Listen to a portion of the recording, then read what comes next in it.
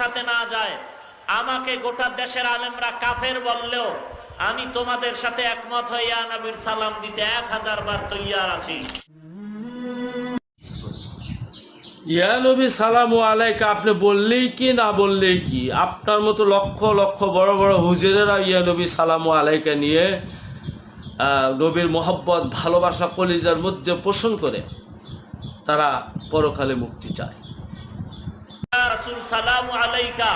ইয়া হাবিব সালামু আলাইকা, সালাওয়াতুল্লাহি আলাইকা, এইভাবে নবীকে সালাম দেওয়ার পদ্ধতি কোন যদি একটা হাদিসে দেখাইতে পারো, বাংলাদেশের কোন আলেম যদি তোমাদের সাথে না যায়, আমাকে গোটা দেশের আলেমরা কাফের বললেও আমি তোমাদের সাথে একমত হয়ে ইয়া নবীর সালাম দিতে 1000 বার তৈয়ার আছি।